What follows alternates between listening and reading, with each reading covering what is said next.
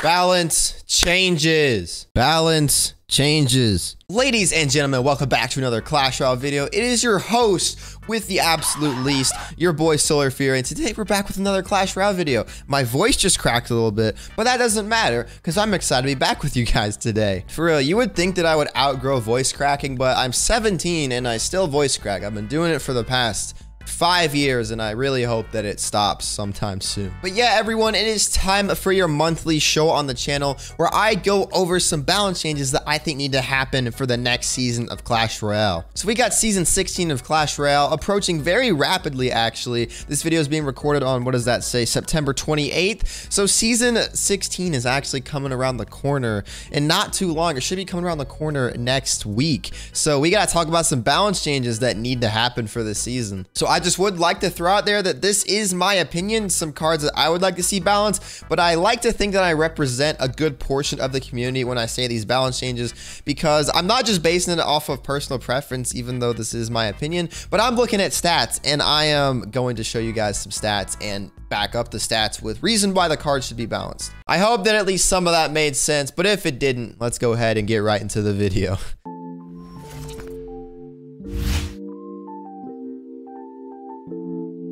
So for these videos, I like to dive into a website known as RoyaleAPI.com.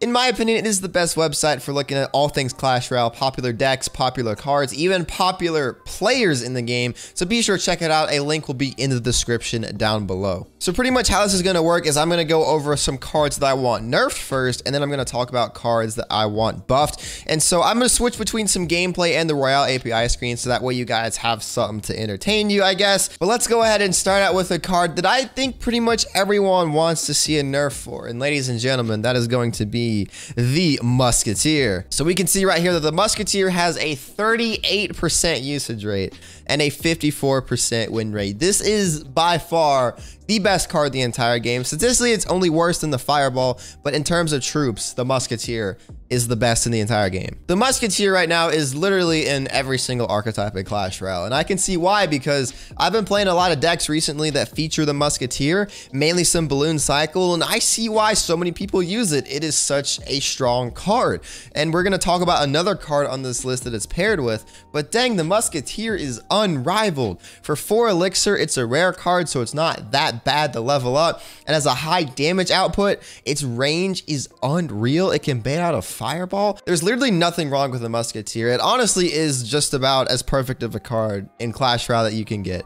So here is what I would do to nerf the musketeer. There's actually a lot of things that you can do to the musketeer because it's a troop, but one thing I would do is give it a little bit of a damage nerf. I think a damage nerf would be solid, maybe a 5 or 6% damage nerf, something like that. Or if they're not going to nerf its damage, then maybe nerf its attack speed by 0.1 second. Hit speed nerfs in Clash Royale tend to be really drastic, so I don't want it to be anything too much, but I think a 0.1 second hit speed nerf or a damage nerf could be really solid for the musketeer in Clash Royale. Next up, ladies and gentlemen, we're going to talk about another card that is up here, and that is going to be the skeleton dragons right here. I believe if we filter by win percentage, the skeleton dragons, they have the second highest win percentage in the entire game, just behind the goblin cage.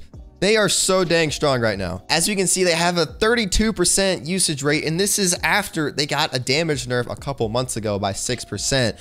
So what makes the skeleton dragons so dang good? Well, the skeleton dragons are probably one of the most versatile cards in the entire game. They're a common card, which is great. It makes it really easy to level up for free-to-play players, so that way they can use it competitively. They do a lot of damage, and they're splittable, which is also amazing. They can bait out fireball. It's so dang good, man. The skeleton dragons are another dang good card in Clash Royale. So in order to nerf the skeleton dragons, I would do one of two things. I would either nerf their hit speed by a little bit. Their hit speed is already slower than that of a baby dragon, but even then, because they do so much more damage and there's 2 of them, I would nerf the hit speed to them, or I would nerf the damage by a little bit more. Again, nothing too much, maybe something like a 5% damage nerf or something like that, because the skeleton dragons do so much damage right now, and they're a card that's just really dominant, and I think it could definitely use a balancing. Next up, we have the card that is right next to the skeleton dragons, and that is the Heal Spirit, ladies and gentlemen. So the Heal Spirit right now has a 31% usage rate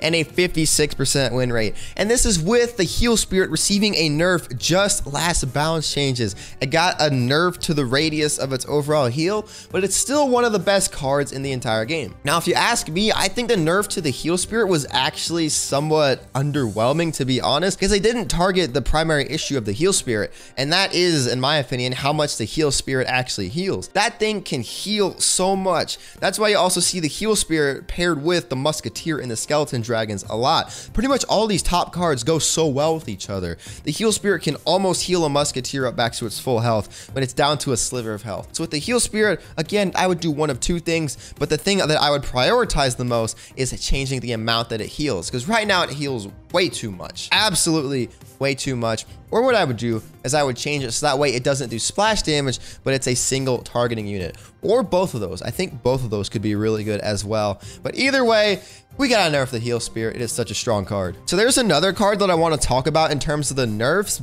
that people are advocating for, but it's personally not one that I advocate for, and that is the Knight. So the Knight right now has a 26% usage rate and a 51% win rate, and a lot of people are advocating for a nerf to the Knight because they think it's oppressive, they think it's way too strong, but I see it differently. I see the Knight as a good card to have be good in Clash Royale, if that makes sense.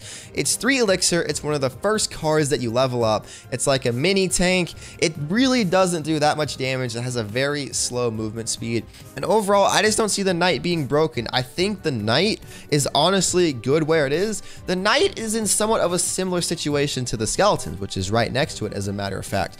They are both really good cards, but I think they deserve to be good cards, if that makes any sense. Like, basically, there's no features about the Knight that are broken. Like the Musketeer, she has a crazy damage output, and she outputs it at a really fast rate. Same with the Skeleton Dragons. The Heal Spirit, it heals way too much. The Knight doesn't really have any broken aspects like that. Maybe it's health. Just give it a little bit of a health nerf, but that's all I would do to the Knight. Personally, I wouldn't change it at all. I like the Knight where it is. So there's one more card I want to talk about for the nerfs, and this is a card I'm going to keep talking about until they nerf it, but I really don't know if they will. But we have to scroll down a little bit further to look at this card, and it is going to be the Expo, ladies and gentlemen.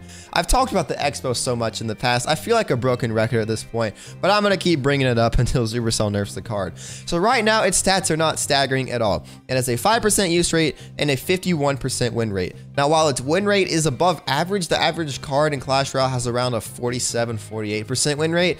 Its win percentage is above average, but its usage rate isn't. But I think we all know that from playing Expo or from playing against Expo that it is a pretty dang broken card. Even with the sliver of health, just the tiniest bit of health left. If the Expo gets a lock on your tower, it's going to be like 200 or 300 damage, which I think is totally bad. So what I would do to nerf the Expo, I would nerf its rate of fire or give it an HP nerf so that way it dies fully in one hit to rocket. Although I don't want to totally kill the card because there are some Expo decks that are skilled out there and do take some skill, but most Expo decks are very low skill.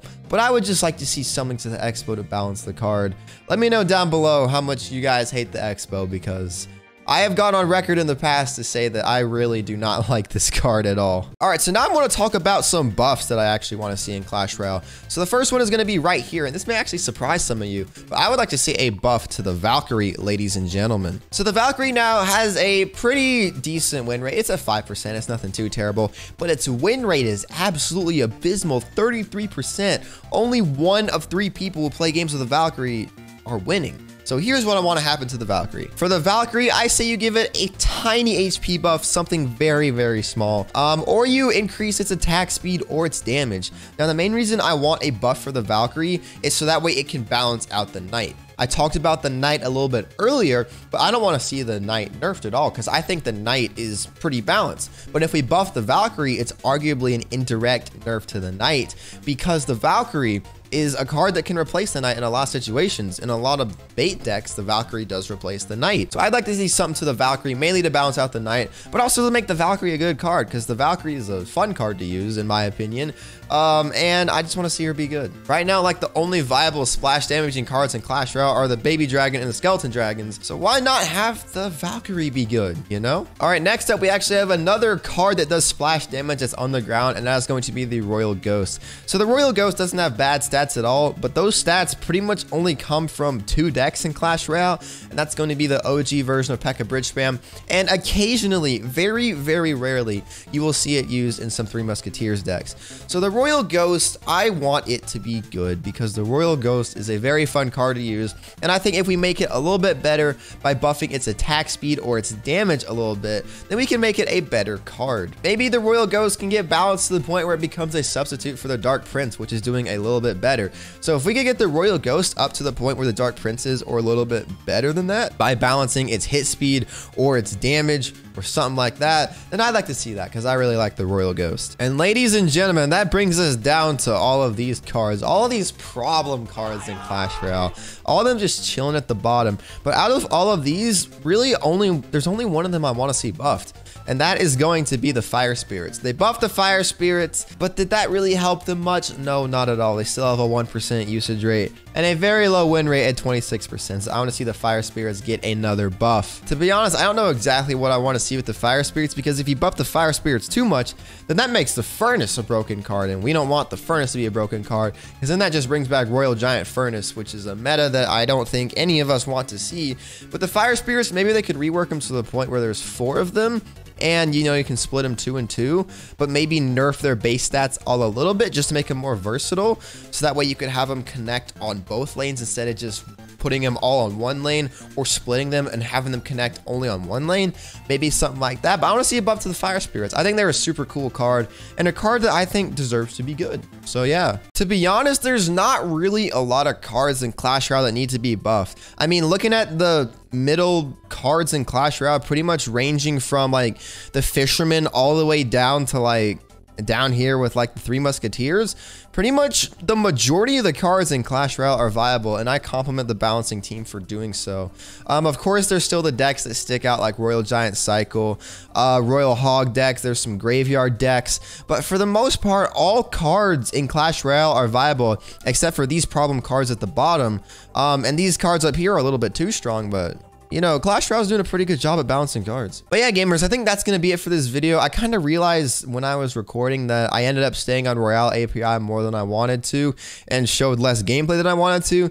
But regardless, I hope that you guys found this video entertaining, and if you did enjoy it, then be sure to leave a like down below. I'd greatly appreciate it. And also, if you are new to the channel and you like what you see, and you like all things Clash Royale, because I do all things Clash Royale on here, then be sure to subscribe down below. I'd greatly appreciate it as we continue this YouTube journey. The next major milestone is 5,000 subscribers, ladies and gentlemen. So if you want to help me hit that goal, then be sure to subscribe down below. I'd greatly appreciate it. But anyway, gamers, this is Solar Fury signing off. Peace out, guys. Have a nice day.